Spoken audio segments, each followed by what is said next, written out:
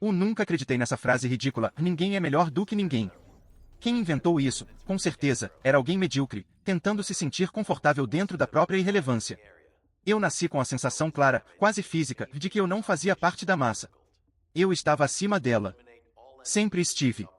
Me chamo Eduardo Nogueira, nascido e criado em São Paulo, em um bairro onde as pessoas aprendiam cedo que humildade era elogio, e não sentença. Ali, ser simples era motivo de orgulho, como se sobrevivência fosse conquista. Eu não enxergava poesia na pobreza. Eu via apenas atraso, limitação e uma desculpa constante para o fracasso. Meus pais eram exatamente isso, os sobreviventes. Pessoas que se orgulhavam do pouco, como se o pouco fosse o suficiente. Eles repetiam frases pequenas, para mentes pequenas. Filho, o importante é ter saúde. Tu tem que ser honesto acima de tudo. Dinheiro não é tudo na vida. Eu ouvia, mas nunca engoli. Dinheiro não era tudo, era só o que definia quem olha para cima e quem precisa olhar para cima.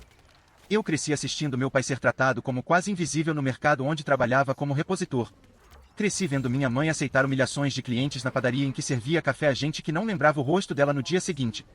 Cresci ouvindo que respeito se conquistava com bondade. Mas eu percebi cedo que respeito se conquistava com poder, e poder é só outro nome para controle. Enquanto meus colegas de escola se emocionavam com historinhas de superação, eu gostava de outro tipo de narrativa, aquelas em que o protagonista fazia o que fosse preciso, esmagava quem impedisse seu caminho e terminava, sem remorso, exatamente onde queria estar. Eu devia ter uns 13 anos quando compreendi a regra mais verdadeira do mundo. Quem não tem coragem de manipular, será manipulado. Foi um professor que me ensinou isso, sem querer.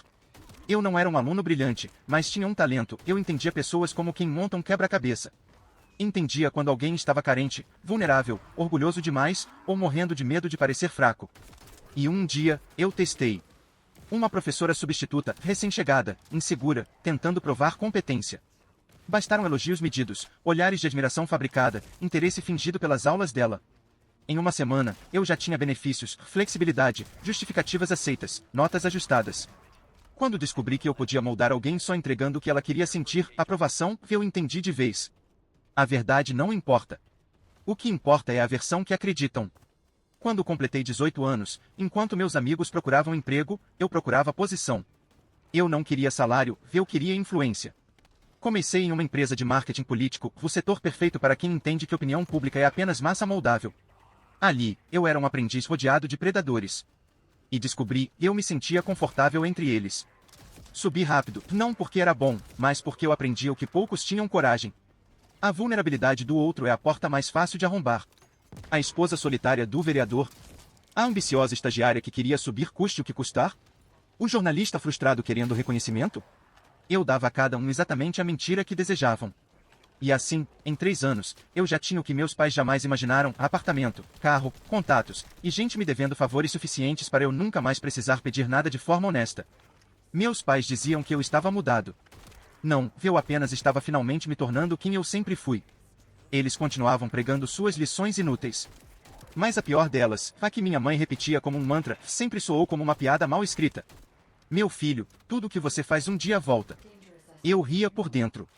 Porque tudo o que eu fazia estava voltando, em forma de poder, dinheiro, controle e silêncio de quem devia ter falado.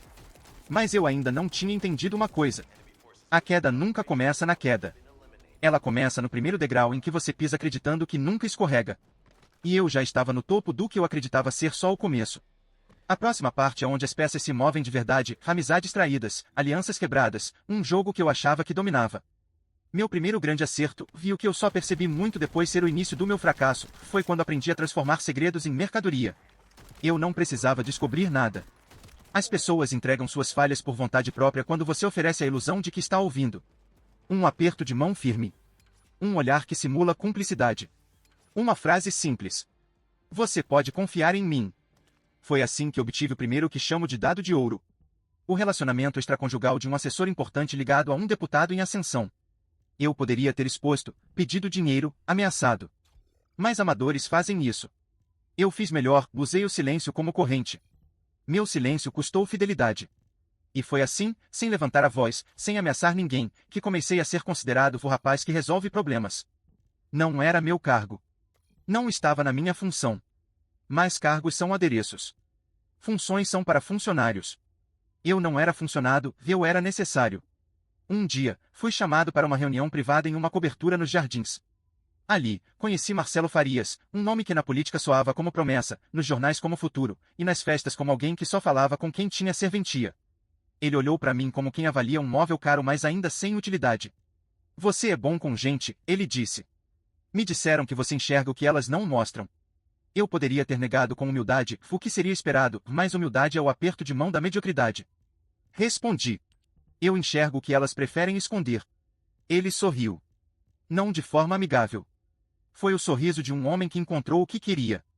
A partir dali, minha vida virou confidencialidade, vantagens e cinismo mútuo. Eventos, campanhas, acordos, tudo passava por mim antes de se tornar público. Eu via segredos por todos os lados. Casos extraconjugais, contas falsas, favorecimentos, subornos embalados em causas nobres. E quanto mais eu sabia, mais indispensável eu me tornava. Foi também nessa época que conheci Laura. Laura era diferente. Não pela moral, essa parte era igual a todos nós, mas pela habilidade de disfarçar. Publicamente, era executiva séria, polida, perfeita. Privadamente, era ambiciosa, inteligente o bastante para ser minha aliada, e carente o bastante para ser minha propriedade. Eu nunca a amei, pelo menos não como as pessoas romantizam amor. Eu a amei como alguém ama uma peça exclusiva em uma coleção. Bonita, valiosa, e substituível caso arranhe. Nós éramos perfeitos um para o outro, porque nenhum de nós tinha intenção de ser verdadeiro. Fingíamos para o mundo, fingíamos um para o outro, e nos encaixávamos na farsa. Com ela ao meu lado, minha imagem cresceu. E com minha imagem, veio algo mais forte que dinheiro. Impunidade social. Você começa a perceber que venceu. Quando erra, e ninguém ousa apontar. Mas tudo que parece vitória absoluta tem um detalhe que ninguém gosta de admitir. Existe diferença entre ganhar e achar que ganhou. Foi a partir daqui que cometi o erro mais caro da minha vida. E como todo erro de gente arrogante, eu cometi achando que era estratégia. Marcelo, meu mentor, confiava em mim. Confiava tanto que deixou escapar um segredo que não era apenas vantagem. Era munição. Documentos. Assinaturas. Desvios. Eu poderia ter guardado. Poderia ter protegido. Mas eu não queria apenas ser necessário, eu queria ser intocável. Então eu fiz cópias. Guardei provas. E silenciosamente, me preparei para o dia em que ele tentasse me descartar. Porque eu sabia como o jogo funcionava. Quem controla o medo, controla o destino do outro. O problema é simples. Quando você guarda munição demais, todas as balas começam a apontar de volta. Mas eu ainda não fazia ideia disso. Naquele momento, eu me sentia invencível, e a queda ainda parecia um eco distante de gente que não sabe jogar. Laura. Eu a usava como álibi social, como ponte de acesso, como confidência calculada. Marcelo? Eu já o via mais como degrau do que como aliado. E meus pais? Eu só lembrava deles quando precisava parecer humano. Mas a vida tem seu próprio senso de humor. Às vezes discreto, às vezes humilhante. E a primeira rachadura não veio do trabalho. Não veio da política. Veio de onde eu jamais considerei perigoso. Laura deixou de ser peça. Porque peças são previsíveis. Ela não era. Laura sempre foi inteligente. Eu sabia disso, era parte do motivo pelo qual mantive ela perto. Mas eu cometi um erro clássico dos que se acham estrategistas. Acreditar que alguém inteligente nunca vai usar essa inteligência contra você. A convivência cria um fenômeno perigoso, proximidade vira observação. Observação vira suspeita. E suspeita, em mãos certas, vira investigação. Eu percebi que algo nela tinha mudado quando começou a fazer perguntas demais, não daquelas curiosas, mas daquelas que chegam com calma, como faca afiada que não precisa de força, só de direção. Você anda chegando tarde. Quem era aquele que saiu do seu escritório? Por que o Marcelo está diferente com você? Você está guardando alguma coisa? Perguntas objetivas. Diretas. Sem o tempero dramático que denuncia insegurança. Ela não parecia ciumenta. Parecia informada. E mulheres informadas não perguntam para saber. Perguntam para medir a mentira. Eu respondia como sempre, com meia-verdade. Mentiras completas chamam atenção. Meias-verdades são digestíveis. Enquanto isso, no trabalho, algo inesperado aconteceu, Marcelo recuou. Cancelou reuniões, adiou compromissos, começou a me tratar com formalidade. Sorrisos que antes eram cumplicidade viraram educação distante. Quando alguém poderoso muda postura com você sem ter motivo aparente. O motivo é você, só que ainda não te contaram. Um assessor próximo, bêbado demais para ser prudente, orgulhoso demais para ficar calado, deixou escapar. Cara, Marcelo tá desconfiando de gente muito próxima. Gente que pode estar guardando coisa. Se eu fosse você, ficava esperto. Eu fiquei. Não por medo, mas por estratégia. Era simples. Se Marcelo descobriu que eu tinha munição contra ele, significava que alguém contou. E a única pessoa que sabia ambos os lados, minha proximidade com ele e minhas ausências, era Laura. Eu poderia ter conversado. Mas diálogos são para reconciliar. Quem joga para vencer evita reconciliação. Passei a observar Laura. Havia mensagens arquivadas, ligações não atendidas, reuniões de última hora que ela não tinha antes. E, quando se trata de confiança, minha filosofia sempre foi clara. Se existe dúvida, existe razão para duvidar. Então eu fiz o que sempre fiz bem. Inverti o jogo antes que ele começasse. Comecei a manipular a narrativa, discretamente. Plantei dúvidas sobre a estabilidade emocional dela. Sutileza sempre funciona melhor que acusação direta. Laura anda estressada. Acho que ela está com crises. Não está dormindo bem. Anda dizendo coisas sem lógica. Eu sabia, quando a reputação de uma mulher é questionada, ninguém verifica, só comenta. Em menos de um mês, o círculo social dela estava diferente. As amigas passaram a perguntar menos, observar mais. Os convites diminuíram. Os sorrisos se tornaram protocolares. Ela ainda não sabia, mas já estava isolada. Era o primeiro movimento. O segundo veio quando encontrei, em seu computador, um arquivo com datas, nomes, mensagens minhas. Nada explícito, mas suficiente para levantar suspeitas. Não para provar culpa. Ela estava montando um quebra-cabeça com peças incompletas. Mas ainda assim estava montando. E isso era inadmissível. Então decidi o óbvio, se Laura queria guerra, eu declararia antes. Terminei com ela. Sem gritos, sem culpa, sem drama.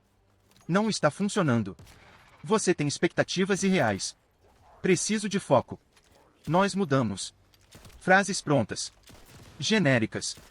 Modernas. Aceitas socialmente como maturidade. Laura chorou, não pediu segunda chance, não implorou. Só chorou. Choro silencioso é mais perigoso que grito. Mas eu não enxerguei dessa forma. Eu apenas me senti vitorioso por ter encerrado antes que ela pudesse. Só que, ao contrário das outras vezes, ela não desapareceu. Laura decidiu existir. E quando alguém inteligente decide existir, ela não age com impulsos, age com método. Começou devagar. Curtidas despretensiosas em perfis de adversários políticos. Conversas com jornalistas. Aparições em eventos onde não ia antes. E então aconteceu. Ela se aproximou de Marcelo. Primeiro como casualidade.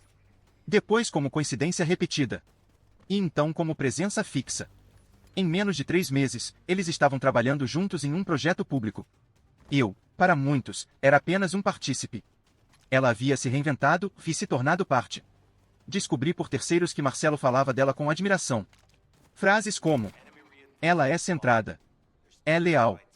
Tem potencial de confiança. Foi quando eu entendi. Laura não queria voltar para mim. Ela queria ultrapassar. Eu ainda acreditava estar no controle.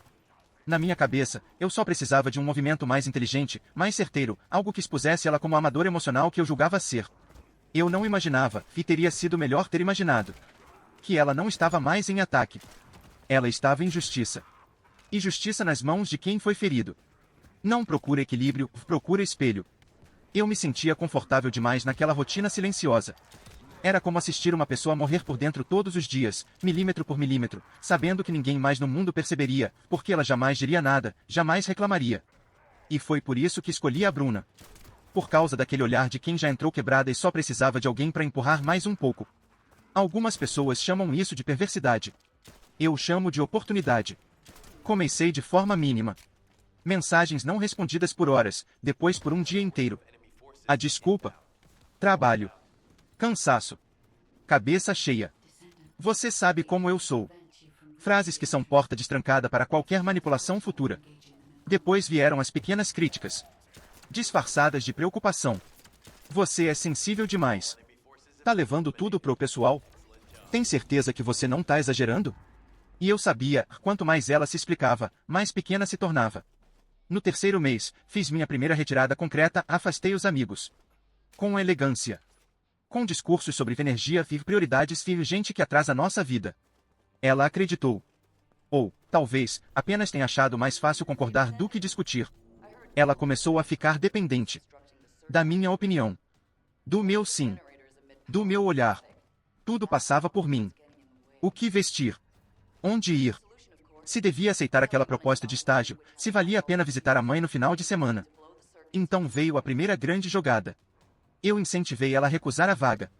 Disse que era longe, mal paga, que iam explorar ela. Ela acreditou, afinal, a voz dela própria já não era mais dela, era o eco do que eu dizia. Nos meses seguintes, o isolamento dela se tornou absoluto. Ela dormia pouco, comia mal, chorava escondido, achando que escondia, mas eu via. Eu via e não dizia nada. O silêncio é um bisturi, não faz barulho quando corta, mas abre fundo. E foi quando ela estava exatamente onde eu precisava, sozinha, insegura, sem rede de apoio externa, que soltei a primeira bomba, pedi um tempo. Não um término. Só um tempo. O tempo é mais cruel. Uma pessoa termina, dói. Mas o tempo mantém esperança. E a esperança mata mais devagar. Ela implorou para entender o motivo. E eu dei o motivo perfeito. Você está ficando estranha. Triste.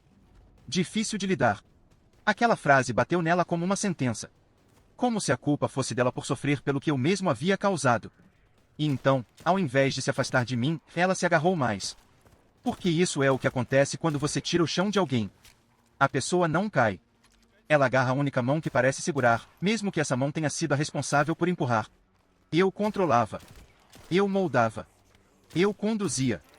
Mas a parte engraçada, ou trágica, depende da distância com que se olha, é que enquanto eu calculava os próximos movimentos, algo começou a escapar das tabelas, dos mapas, das previsões.